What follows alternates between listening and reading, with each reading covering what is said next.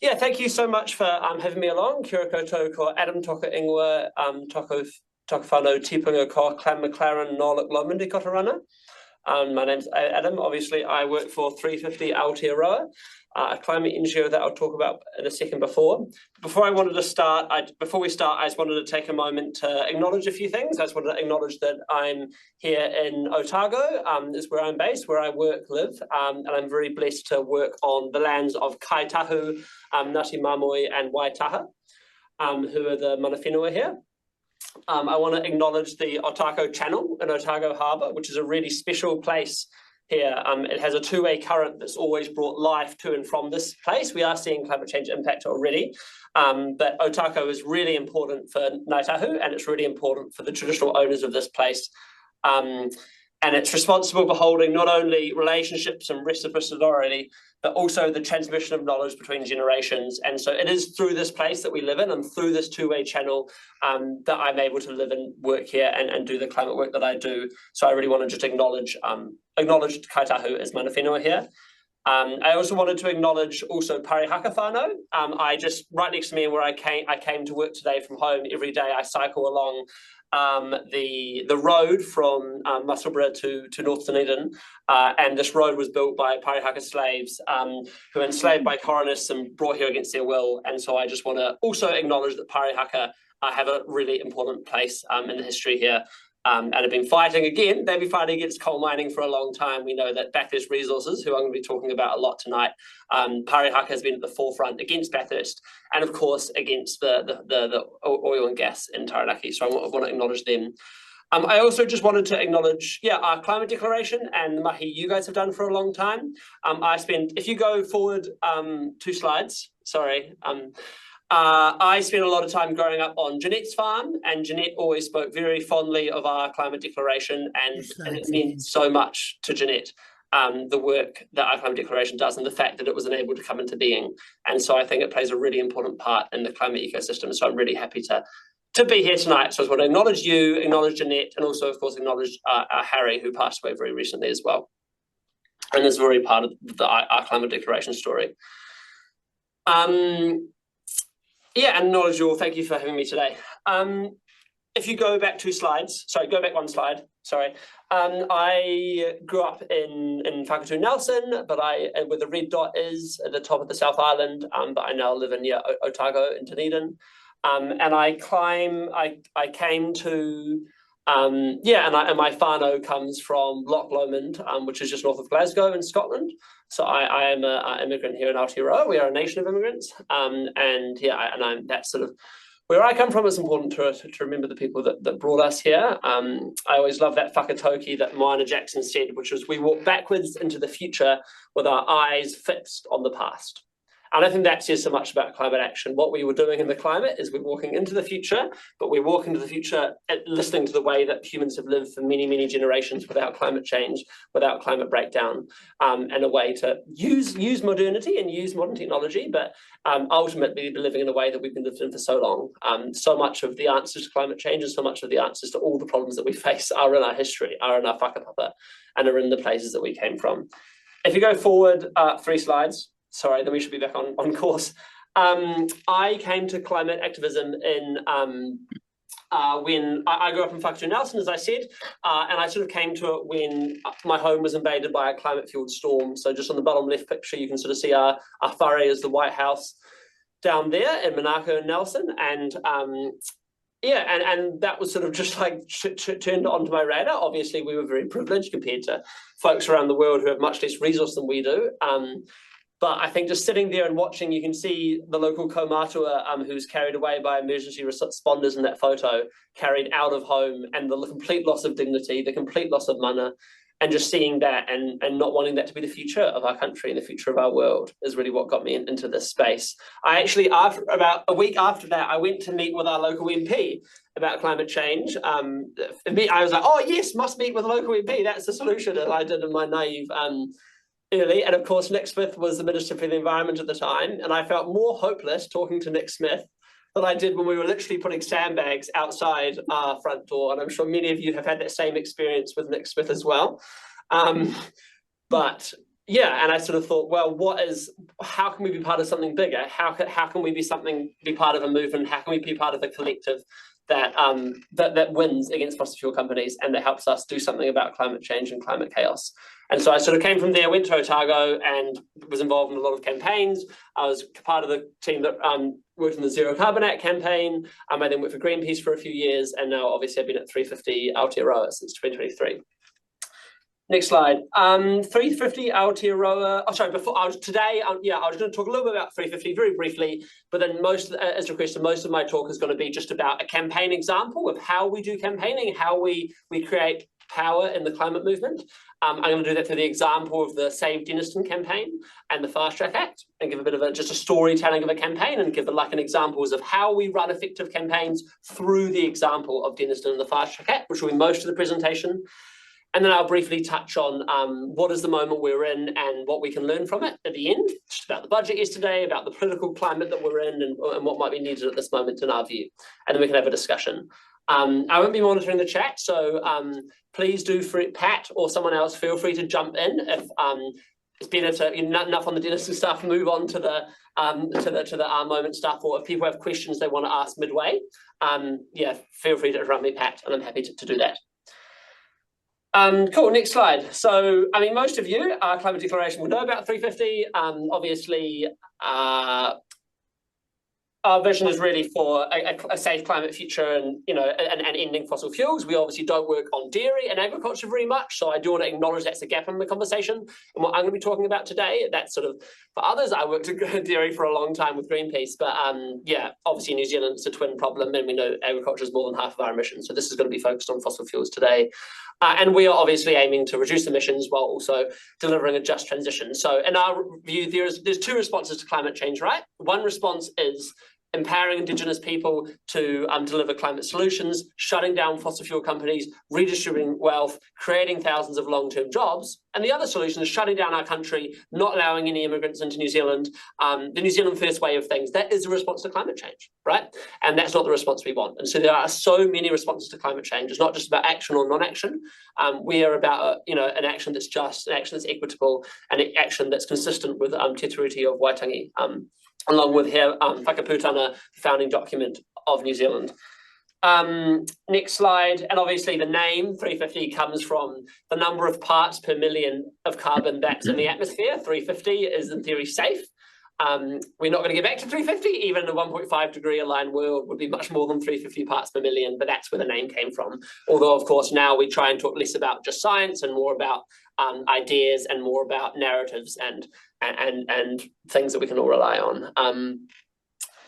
Cool, so I've just included a photo on the next slide of sort of a lot of the history of 350 has been on divestment. So that's getting banks to withdraw their funds from fossil fuel companies. And I see a few people on this call who have been quite involved in the divestment campaign and have done really great work. I know some of you were involved in getting Kiwi Bank out of fossil fuels. And many of you have been involved in the campaign to reduce ANZ's emissions as well, which has consistently been the worst bank on climate in New Zealand by a long way, for a very long time. So that's sort of where 350 grew out of, but we now work on a wide variety of climate campaigns. It's not just limited to divestment, although we do that as well. And we still maintain our fossil fuel bank table, which you can check out on our website, which shows how the different banks are doing on the fossil fuels. But basically, Kiwi Bank and the other co-ops and so on are doing well, and ANZ is doing bad, and the other big four are not that much better. We work in a variety of ways. So next slide, we do direct action, of course, as we're going to talk about later. This is a fossil fuel conference that we blocked with the classic Cards Against Humanity cards. So we try and deliver actions that are fun, that are quirky, that are strategic, and that are innovative, because fundamentally, climate group does climate thing. It's not news, and it doesn't change the world. Right? So we sort of try and build narratives that are new, that are novel, that are unusual, that are fun, that are interesting. And of course, there is a time for being serious. I want to acknowledge we've had climate deaths in New Zealand, right? With Cyclone Gabrielle, those deaths were climate deaths. And there's a time for, with Palestine and so on, there's a time to be really serious. But we also have to be bringing stuff along and having fun and being a movement. And I'm going to talk a lot about strategy in this call, but we have a saying in 350, which is that we don't rise to the level of our aspirations, we fall to the level of our training. Sorry. We don't rise to the level of our culture eats strategy for breakfast. which means that no matter how good our strategy is, no matter how clever we are and exactly how fantastic our plan is, if people aren't going to want to come, if our culture's bad, if we hate each other, we're not going to win. And so we really we try to maintain a really good culture, because that's what backbones everything. And I think that's what we all need to be doing. So that was those pictures are from a fossil fuel conference we blockaded, and we played it for many years and finally got it cancelled, I think either last year or the year before, and it hasn't happened in the same large scale sense since. And many other organisations were part of these blockades. So that's sort of direct action we do, and we also do a lot of stunts. So next slide, we sort of do a lot of public raising awareness stunts. So you can see here, for example, we had an action calling for taxes on the biggest polluters in New Zealand, and powering up an investment in government-led renewables and Māori-owned projects. And so this is sort of an example of an action we do outside Parliament. This was one I think we did a week after the election negotiations last year, with the intent of so much noise during the election, but while negotiations are happening, there's not much in the media, so it's a great time to do lots of actions. And so this was an action we did trying to push Luxon to hold firm against some of New Zealand First and Act's more terrible climate policies, which clearly they didn't do. And so, sure, a part of our story does rely on the media, but that's a very small part of our strategy, as you'll see later on. The next slide is, again, a really thing of what I think we're all about at 350. So currently, we have the big fish, we have Z Energy, we have Fonterra, we have Bathurst, we have Luxon, we have the really powerful fossil fuel companies and the politicians they pay for, chasing all of us. But what we want to be doing at 350 and what we want to be doing in many of the climate organisations is coming together, because we are so much more powerful than that one big fish when all the small fish come together. So we try to organise together to be more powerful, because when we come together, we can vote the government out. When we come together, we can force regulation on fossil fuel companies, because we're so much more powerful than they are. So it doesn't matter how much we feel like we're losing, we are always more powerful than them. And that's sort of the founding principle of what we do. So next, I'm just going to talk about how we structure a campaign. So whatever we want to do, we want to do a certain thing. We might want to stop a certain fossil fuel pipeline project. We might want to get renewables invested in, or whatever it is. Next slide. We see that we always try and escalate momentum. So we basically, everything we do, as a climate organisation, is always towards a goal and increasing momentum. So I've been part of a lot of organisations, and I've definitely been one leading actions which feel like I'm going around in a circle, right? I go outside Parliament and we have a placard, and then we do the same thing the next day. Maybe we have less people come, do the same thing the next day. And we look weak, we're not powerful, and we're surely not getting anywhere. And so what we try and do is, we don't always do this, of course, is ultimately try and know where our goal is, know when we think we're going to reach it, make sure we time it well when we think good decisions are going to be able to be made at that time, and then ramp up our energy towards the goal. And after we do one tactic, so a tactic is just a thing that we're doing, we always want to have the next one planned, right? So maybe the tactic is getting a petition event, getting people to sign a petition, and then they get emailed, we tell them what the next thing is. If we have a public protest, you come to the protest, this is the next thing. You always have the next thing in mind so that we can continue building power. And another way of looking at that next slide is that we want to sort of go from point A to point B. So we want to point A on the bottom left is sort of where we are now. And then that, hut on the mountain is where we want to go. I'm a big tramper, and I'm sure many of you are as well. And if we want to go tramping, we don't just sort of walk around in circles, and we don't just walk directly towards the hut either, actually. We work out where the best place to cross the river is. We work out where the hills are. We see that sort of cliff that we want to stay clear of on the right. And so it's the same with campaigning, right? We know there's going to be, David Seymour's going to do this thing. And if we start being really powerful, the fossil fuel industry is going to come out and try and discredit us.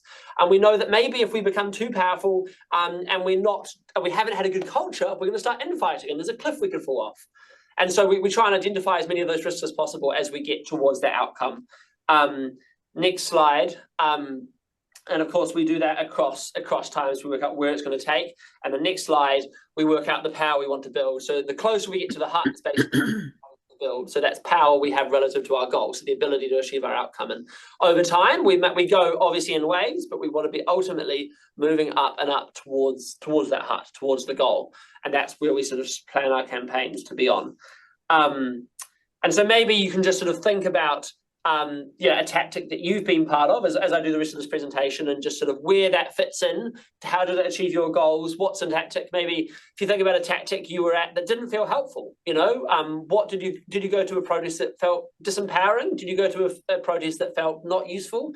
Does anyone want to share anything they've done that didn't feel very helpful or fun?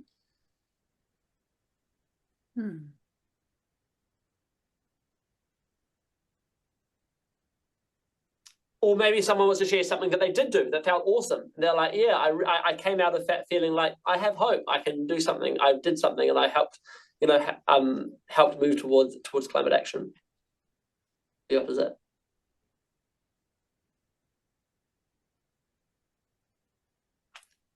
That's okay. You go, Pat. I can share something very simple that I did over a couple of years. A friend and I stood in the median of a on-ramp to one of the motorways here, and we had a placard. I had a placard which said "toot" for legislation, or toot. One was to toot for a future for our children. I'm trying to remember, but it was a little while ago. And we did it at 8 o'clock in the morning, just one morning a week, and the toots were great. And the toots were good because that made, it wasn't as if somebody waved, but it made a noise, and that told other cars that somebody at least supported what we were saying. I had one which said the cost of climate is on our kids. And we were there probably for an hour, and it was very little, but we did it regularly. And I think that we were recognized. Sometimes it was the same car that did a really big toot again. Anyway, that is one very simple action which gave us some feeling of satisfaction. That's a great example. Jack, you had something as well? I have something. It's an example of an action that was organised in 3 days, and it was successful.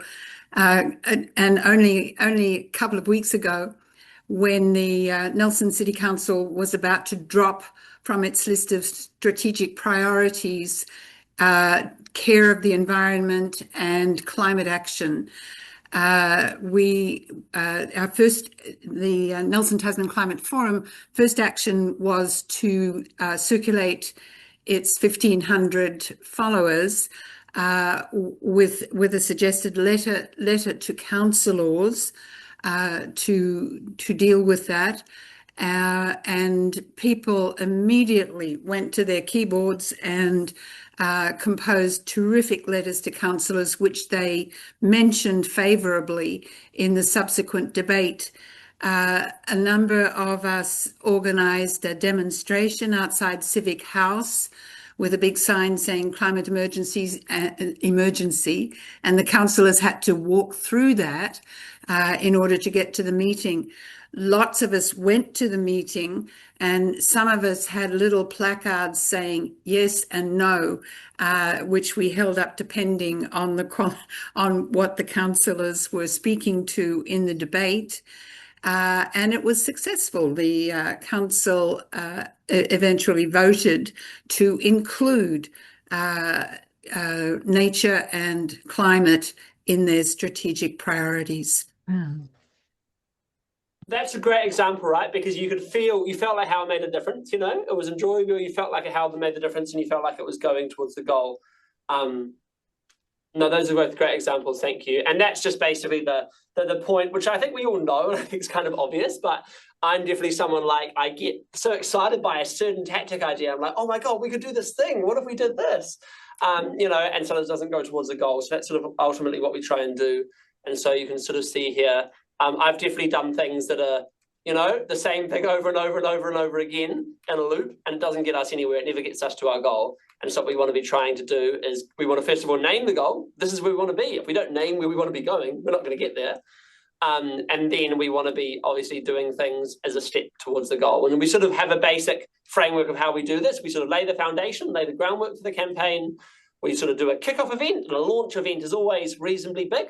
And then you launch your event. We use what's called the momentum style of organising. So we launch the event, and then we absorb the momentum. So that means we train new people, we get them involved in the movement, we use the new power we've had to talk to politicians, people see what we're doing, we do social media videos.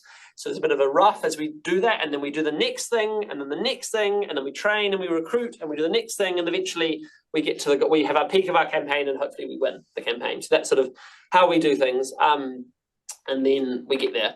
So yeah, today I wanted to basically talk about the Fast Track campaign, which many of you have been involved in, and particularly the campaign to save the Denniston Plateau.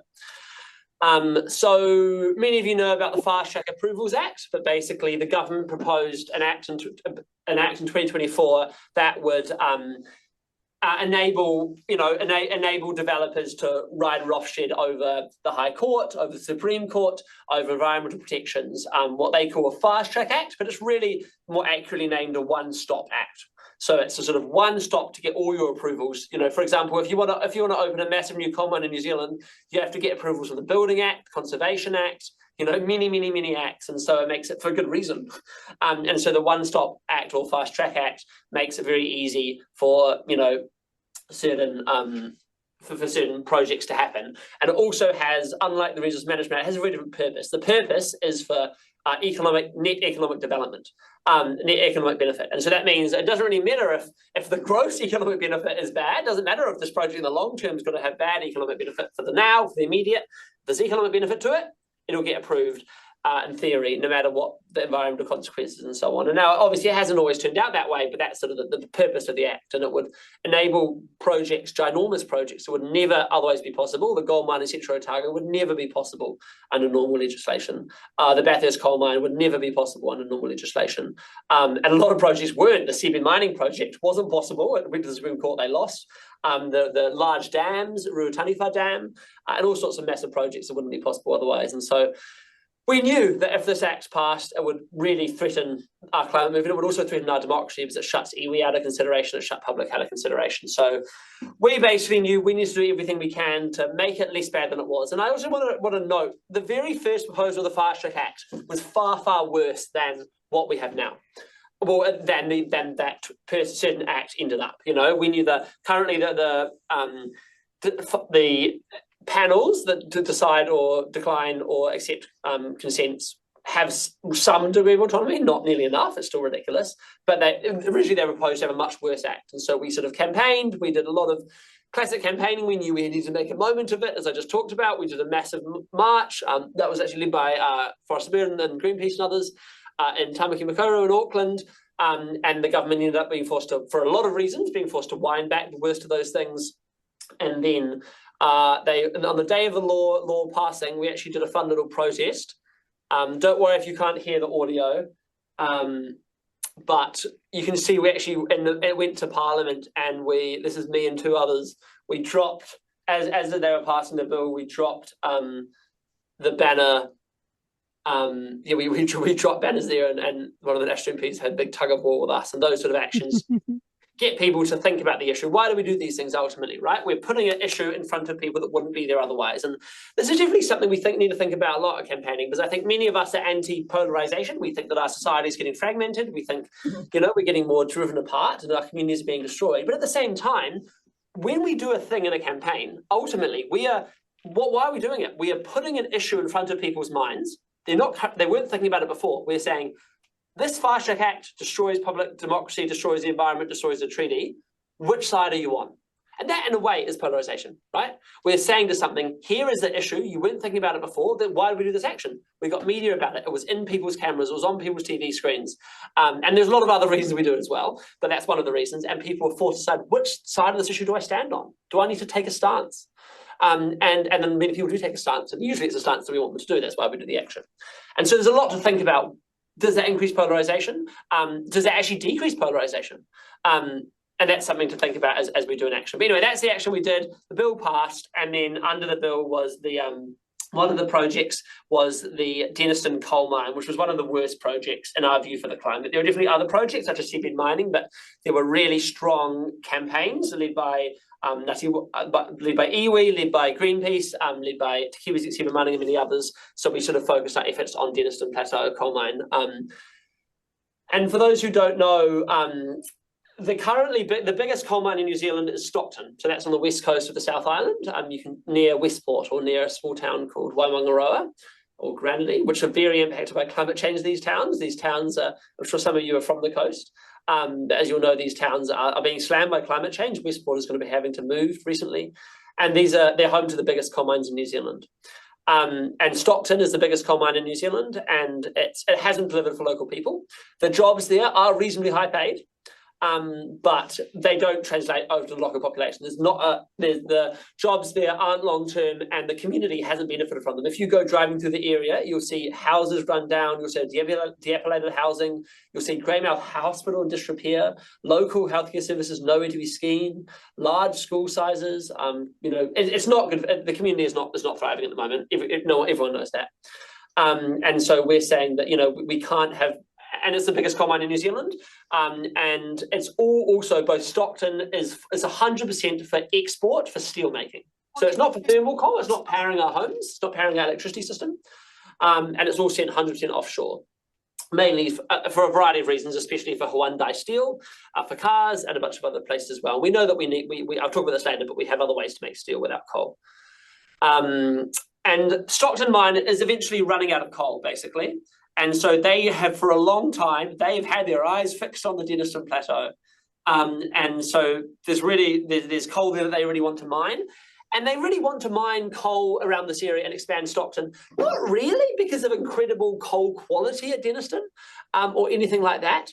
Definitely not because of the effects on the local population, but basically because it's next to Stockton. Stockton coal mine already has the coal washing infrastructure, the coal plant, it has the trains, it has the cableways, which you'll see me climb later on in this presentation. It has all the infrastructure there, so it's much cheaper for them to just build a road between Stockton and Denniston and then just use the same coal equipment they've already got than mine in a new place. And so we knew that stopping the Denniston coal mine was a really, really big priority. The emissions from it's quite hard to fathom just how big the mine proposal is. And you can see on the right the size of it. It's the size of Wellington. And the coal from Denniston alone would cause emissions equivalent to New Zealand's entire annual emissions. So just say that again. Every car, truck, train, coal plant, oil burnt, cow burping, cow farting, everything in New Zealand. That is the size of this coal mine. The emissions from that coal alone are equivalent to the emissions of our entire country for a year. So it's a really big mine, and it can't be mined if we want to have a safe climate future. It's really as simple as that. And so we knew we had to put everything into it. The Denniston Plateau is also a really unique place. I'm sure some of you have stories about Denniston, but it's a really special place. It's a home to unique plants. It's known by many as a really special place, and one of the most top ecological sites in New Zealand. And so, of course, that also helps. It helps the campaign because there's so many reasons other than climate to protect this special place. And it's also a place that's very home to my heart. It's a place that has amazing caves. One of our friends went down a cave, a cave/canyon in Denniston recently, and no one, at least no Pākehā person, had ever been down there before ever. The cave had been uncharted. These are incredible uncharted places that no one had been to at Denniston. And there's also species. I don't want to share the photo for a few reasons here, but where there's a lot of species we haven't even discovered yet. A photographer for Bathurst Resources, the coal company, took a photo of a really rare flatworm that's never been discovered before. It's an incredible glowing structure. And of course, the photographer, as soon as took that photo, lost their job, and the new photographer was told not to take photos quite so clearly of what's going on. So we know it's an incredible place with incredible species. Anyway, I'll shut up about that, and you can see that the size of the mine. We knew that to stop this coal mine, we see it as an upside down triangle. We know that the coal mine will only proceed if the pillars of support that hold it up stay there. If we chop a pillar of support, the whole thing will fall down. So, for example, they need finance, right? If they don't have investment, they don't have money to do the drilling, to operate the machinery, the whole mine will flop. So for that reason, we targeted ANZ Bank because we know that ANZ Bank provides the banking services to Bathurst Resources. They don't actually, it's actually a bit complicated. We can't prove that they loan to them at the moment, but they do provide the payroll, all the other really important services that they require. And of course, look, if all the major banks say to Bathurst, we're not going to lend to you, And then Bathurst, there's still loan sharks, right? Bathurst can still go to loan sharks, but it becomes higher and higher interest rates and becomes difficult and difficult. There's so many of these things, it's not clear cut, but you cut enough pillars, the whole thing falls. And maybe the last pillar you cut wasn't the most important thing in the world, but it's what the straw that broke the camel's back. And we actually saw that, I don't know if any of you saw the news, but another Bathurst coal mine, Aotearoa in Huntly, they've just cancelled that new expansion of the coal mine and potentially will close the coal mine entirely. And ultimately, we've been campaigning against that under the Fast Track Act, and so that's been part of it. But the main reason is because they've lost demand. That coal mine existed to fuel primarily Fonterra. Fonterra switched to biomass through great campaigning from Co-Action Network and many others. I'm sure some of you. And then New Zealand Steel, which buys the rest of the coal, is moving to electric arc furnace, which was funded by the last government, and of course is massively reducing their coal use. Genesis uses a little bit too, but basically there's no buyer for the coal anymore. And so that was that we cut the supply, we cut the demand, sorry, the whole thing fell down. And sure, the other things were helpful. And so it's the same with this. And so we knew that one of those was finance. We knew one of those was social license, right? We know that if the fast track approvals process completely lacks social license, if even businesses don't buy into it, if a lot of people don't buy into it, the Labour government or any future government, there's no economic certainty. The government will just get rid of it and the project will fall. And we've seen that with the Fast Track Approvals Act. There's been so much work getting into losing social license for the mine. And we've seen that a lot of wind developers, for example, they're like, I don't want to use the fast track. It overrides public, it has no public input. And we've seen so many judges are refusing to be part of the fast track process because it has no legitimacy. They're like, I don't want to be part of this. And so that's, again, another way that cuts the triangle. So anyway, so that's what we've been trying to do through so many ways. And the other thing we do with any campaign is, again, power mapping. So we're like, who has the ability to stop Bathurst Resistance from doing this mine, right? And we want to work out where they are, and then on this map. So maybe I'm choosing the ACT Party. The ACT Party is probably, somewhat medium powerful. They're opposed to a mine, but they're not going to be relevant. We're not going to change the ACT Party, so we're not going to focus on them. But maybe the local, the local union might be, if we actually say, hey, how about this other proposal that has good jobs you can rely on for decades to come, will you then support that instead of the mine? Maybe, or maybe there's certain decision makers, such as the Labour Party, that might either be a neoliberal and do nothing at all, or we can really push Labour and force them to rule out this project if they get into power. So we want to work out who people are and then how we can impact them. And we always do that with a power map.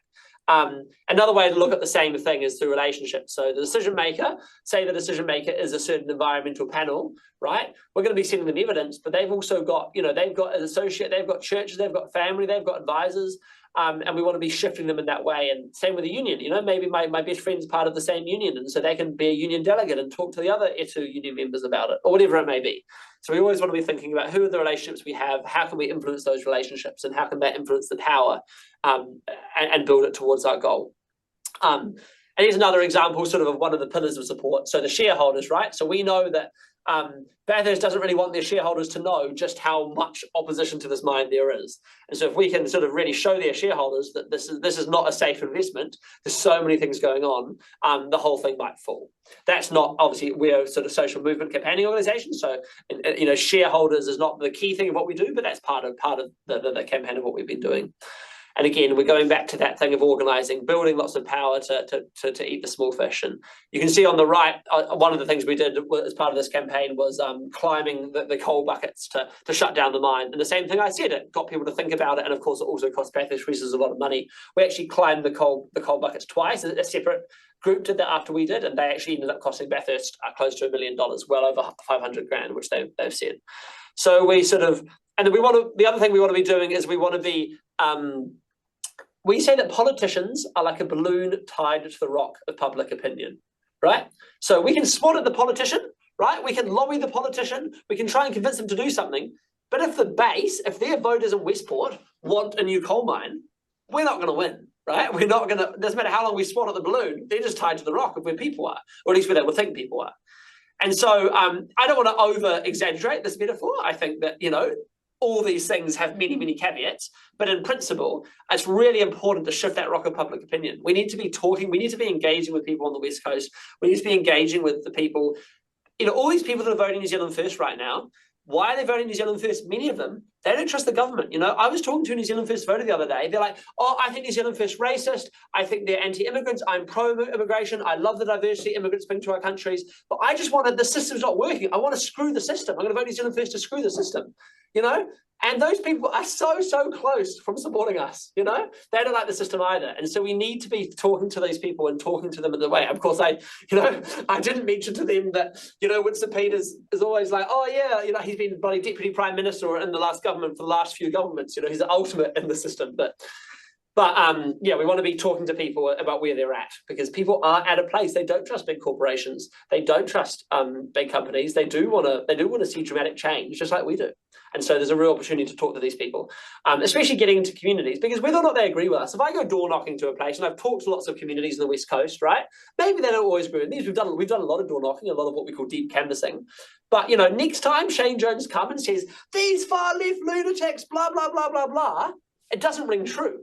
They're like, well, I had a reasonable conversation with someone, they seem like a reasonable person, and I disagree with, whatever. Like, it doesn't ring true. So when they try and, stigmatize us and when the right tries to discredit us, it doesn't ring true when we've had these real conversations with people. And it's hard. It's much easier, as I said, to do a public stunt and do a press release and get one quote in a media article than it is to door knock, thousands of homes.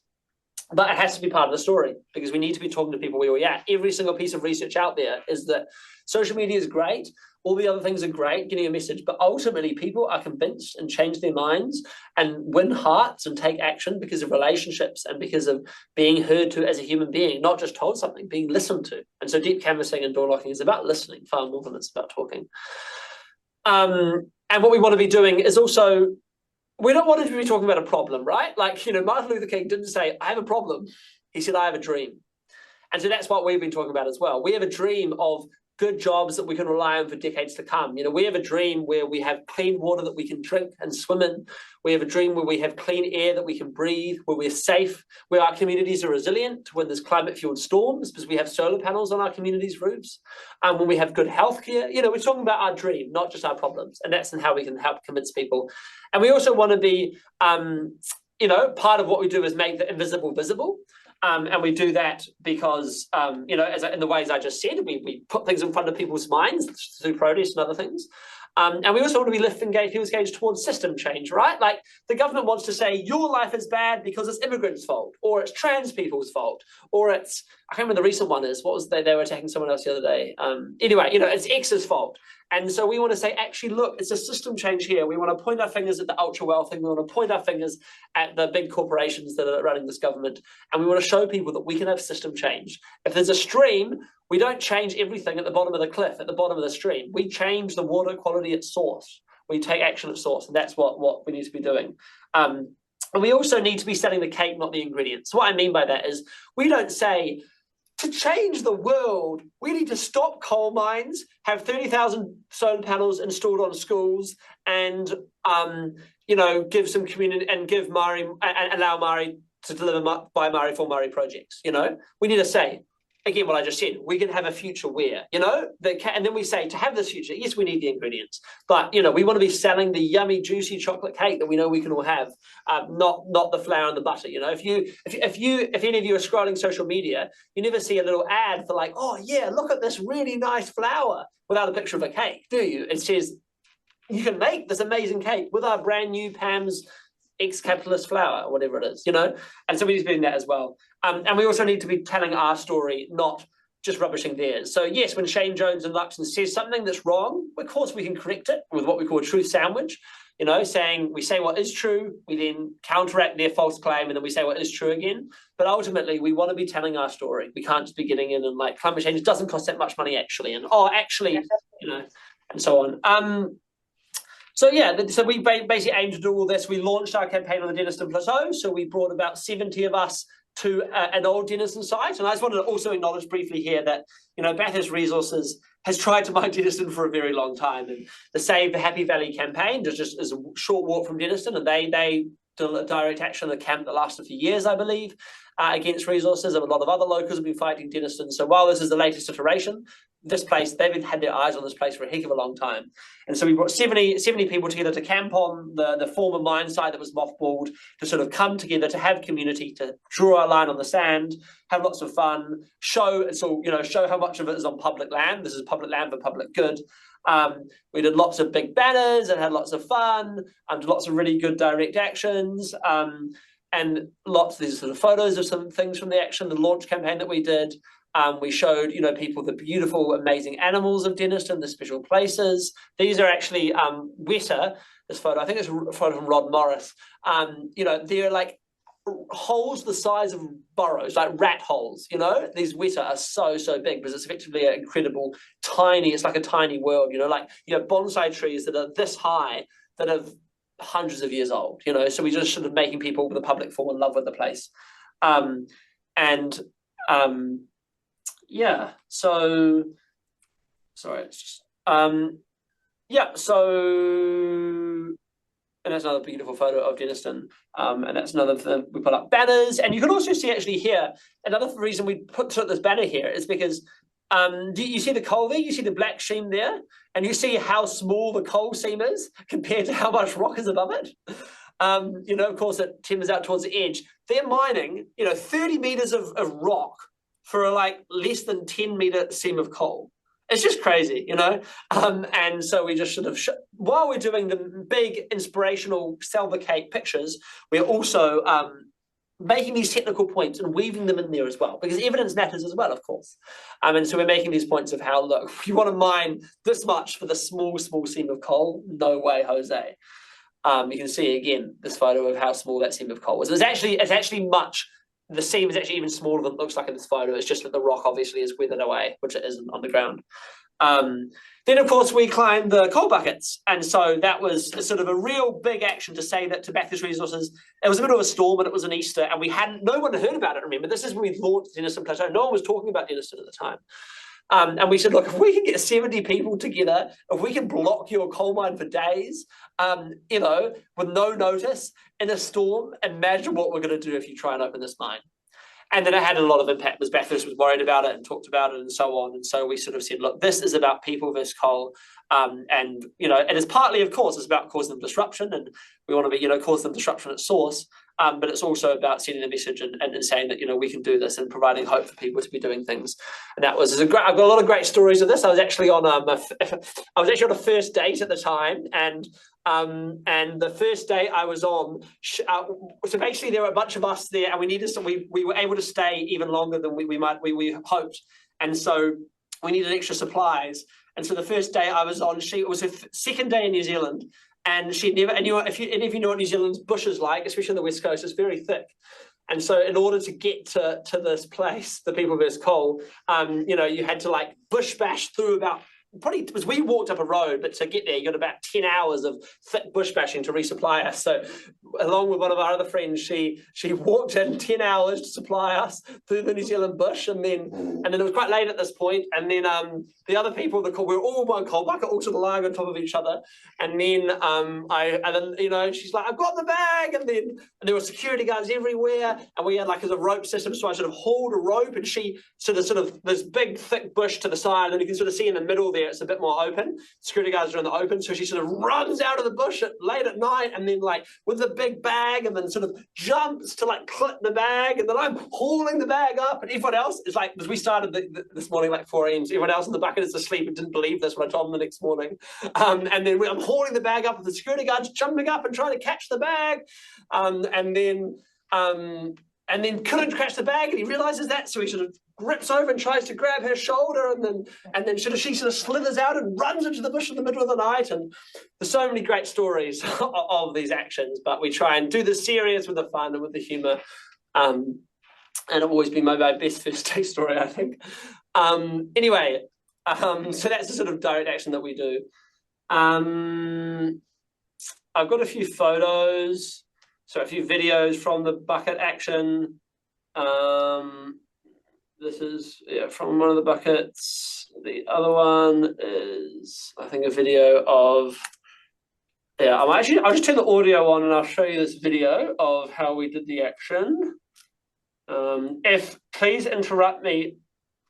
Hold on. Yeah. Sorry. Yeah, I'll just show you the video. Here we go. Hold on. And if you can't see the video, hear the video in 10 seconds, maybe just let me know and I'll just skip it. Maybe at 20 seconds. Hold on. Maybe we should think about time. In this particular, we had 19.8 million dedicated broadcast viewership. I would say it's an advertisement for Auckland City and New Zealand worldwide. The images were stunning. And personally, I think that should be factored into the equation as well. But even if you look at the direct spend, it would seem to be worth it. The tourism. I won't bother with that one because it was just bad. Anyway, I can see. I'll send the slides around. We made some pretty fun wrap-up videos of the actions, and you can sort of see here. I won't do audio, but you can see sort of a pretty beautiful video of. You clearly disagree with them. Find. Well, if that's the decision in the future, I guess we'll have to make do with. There you go. So you can sort of see. It's going to go up in a second, but you can sort of see where where we are, and you can see it looks in the middle of bush as it is. It's that's the aerial ropeway that takes coal from the coal mine all the way through this beautiful native bush to what do you make of that when you've been told the trains with the coal? And while Denniston Plateau is obviously really unique and quite different to the landscape, do you think it's made a mistake though, Russell? Destroy a place called Mount Frederick as well, which is right next to it, which is like this. And so it's incredible, beautiful. Imagine this like on a ginormous scale, native forest like this. And Mount Frederick completely destroyed, ginormous trees, Mount Frederick, tiny bonsai. The other information that the tourism minister so that's why we know that we have to do everything we can to stop there was an agreement. And you can actually see now where the end of that photo ended was actually with the second group climbed there above that massive valley. They say that Sale GP came back asking for more. Okay, it's 5:15. And how much were you wanting? How much? Sorry, how much longer should I go, Pat, before we go to questions? Event. Not very long. Sorry. Can you say that again, Pat? Yeah. Sorry to interrupt, Sir Russell, but figure it's an ongoing voice. 5.5 million. Am I understanding correctly? You were just asking for an additional $500,000. Yes. Yeah. So the can other people hear that? Yes. Actually, when we first I opened it and put it somewhere. Maybe it's here. City revenues, any host city fees, and of course now it is. Deirdre. Viewership climbing, the value climbing. Oh, sorry, I've just dropped it. The numbers and so forth. There's someone on radio or television going. As that increases, obviously the I haven't organised yet. I'm just trying to. Some of maybe Jack could mute Deirdre, maybe? Speaking to us now about longer terms than that. Didn't New Zealand effectively lose Sale GP from its shores over $500,000? Diana, is it Diana Shand? Yes. That's all. Deirdre's, we're good now. It was Deirdre Kent, I think. Okay.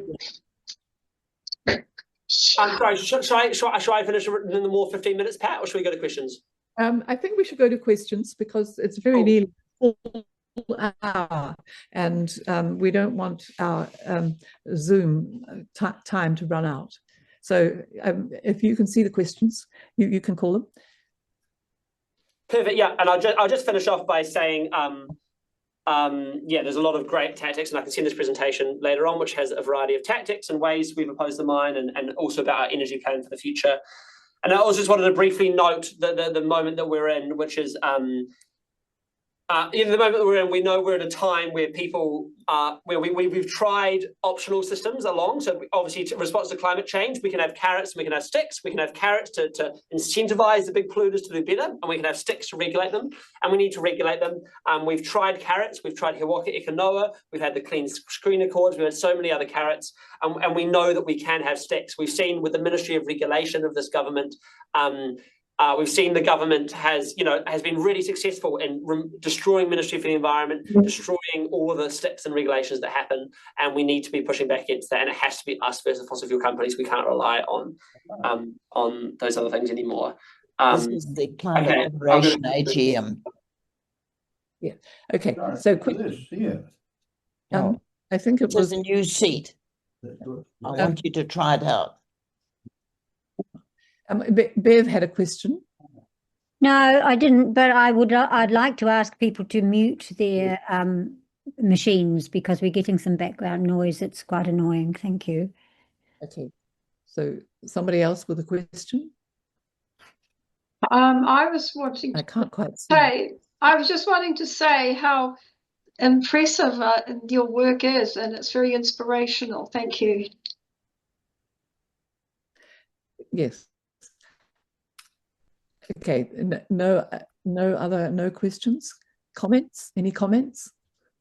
Any comments will be a really extraordinary amount of detail that you have with amazingly descriptive slides, and it's quite inspiring really to hear the detail of your work and how all encompassing you try to look at every aspect before you do an action. And certainly in the light of what some other well-known names have said about this whole this whole effort that we're involved in. For instance, Bill McKibben, who says that the fear that we have is quite disabling, and that therefore activism has been sort of almost muted a bit, and that has not affected you at all. And all we can do really is go on doing what you have been doing. So thank you. Is there another comment from somebody? I think Jack's partner, sorry, I can't remember her name, has a question. Yeah. Good. Yeah. Adam, could I ask you to just go over what you said about a power analysis again, because I found that helpful, and I would quite like to hear you speak to it a little bit more. Yep, I'll just grab the slide again. Cool. You're talking about this one, the power mapping. Yeah. So basically the way we do this is, so we think, so do you have an example of what's a campaign that you might be working on, or like something you want to see happen specifically? Okay, we would like to influence the council to include a suite of climate actions in its upcoming long-term plan review. Cool, great. So obviously, in some senses, your power brokers are the councillors, right? And so you might want to, so this power map, again, we have on this axis, we have how powerful they are. So how, for example, me and Deneen, there's probably very little power, and the mayor is quite a lot of power. And so you would first work out how influential they are, and then you would work out where they oppose the goal. So are they here? Do they support your goal? Are they likely to support you? Or do they, like, I don't know, like your progressive councillors, Rohan and so on, or do they oppose your goal over here? And so you'd put first of all the councillors on here where they currently sit. So you'd put maybe like Rohan here, maybe here. You might put like Nick Smith, maybe over here. Sorry, maybe more powerful, maybe over here. And then you also put the other sort of key people are. So the CEO of the council, right? Like if the councillors want to do the right thing, but the officials are really dead set against it, it's going to be difficult, So you really want to be, putting some of your key officials on here, or just officials in general. And then maybe there's the other people. Who are the people that might try and stop it, right? Is there like a ratepayers alliance that, some ratepayers alliances can be very anti-climate? Is there, certain business lobby group in Nelson that would be disadvantaged? Or is it the opposite? Maybe you want, as you say, that the plan that you're talking about might be really helpful for solar businesses or something, or the busing company. The bus company might be doing really well. And maybe there are some other local voices, like there's been someone that was impacted by a flood in Nelson, a landslip, and maybe might want to talk to the council. And so maybe you want to put her, like maybe say there's this hypothetical woman that has been impacted by a climate landslide. and is quite, you know, the different issue. She might be currently very uninfluential, very here, right? And then you might encourage her and support her to make a presentation to the council about why to do the plan, and then you're increasing her power. So everyone you want to be doing is you're either the people who are against your goal, you want to be either moving them to the right, you want to be, you know, making them at least neutral, if not supportive, right? Or you want to be reducing their power. So wherever everyone is, obviously you don't want powerful people to be against your goal. You do want powerful people to be in favour of your goal, or organisations. And so you're just identifying a wider range of things, as I said, councillors, you name it. You know, where are you on there? Where's all these other groups? Where's the Green Party on there? Where's Rachel Boyack on there as the local MP? You know, and then how are they powerful in relation? And you know, like for example, maybe you know Barack Obama is a very, very powerful person, but is very not powerful in relation to this particular goal. So it's in relation to this goal, and so we sort of try and map how powerful they are in relationship for where they are, and then try and move them along there. And like some of them will be part of your campaign, so maybe some, as I said, you're amplifying some voices. Maybe the local hapu hasn't had the capacity to do this, and if you actually give some resource to support the local hapu to create a plan, and then you can go and support that plan to council, that would be a clean energy plan, for example, or whatever it may be, you could then put resource into changing their power or changing how they support or oppose the goal. Do you have any questions or comments? No, that's very good. Thanks. I found that very good. And I'd also say that all of these resources are available. There's a website called, first of all, there's 350 has it's called I Went to a Climate Protest, What Next? Handbook. And so that's a handbook that has all these strategies and goals in it. And there's also a website called, if you just Google the Social Commons Campaigning Handbook, has all these things as well. Sorry, what was that? What was that handbook? Social Commons Campaigning Handbook. Oh, thank you. Thank you. Got it. Awesome. Right. Well, Sue, you're Sorry? convener. Sue, Yeah. your convener. Do you want to close us down? Okay, sure. So are there any Okay. more questions or comments? Okay, thanks very much, everyone. We'll close the meeting now. Orf has one, I think. Oh, sorry. Right. Thank you, Adam. That more than fulfilled our expectations of guest speakers. Tua has a question. Can I just say, are we going to put the recording on the website, on our Substack? That was a stunning presentation, eh? It was excellent, yeah. Yes, I'm sure it will be used as a resource that will be there on our website. Right. So please let your networks know that it's accessible there. And more thanks. And Pat, I might just send you a couple of the links to the like actual proper resources to the handbook and so on, so that you can include that in where we publish. Lovely. Good. Thank you. Okay, thanks very much. That's Okay. great. See you Many later. thanks. Bye. Many thanks, Adam. No Thanks. worries. Keep it up, and thank you for your great work. Keep it up, Yeah. folks. You Thank too. you. Thank you. Mario. Bye, everyone. Bye.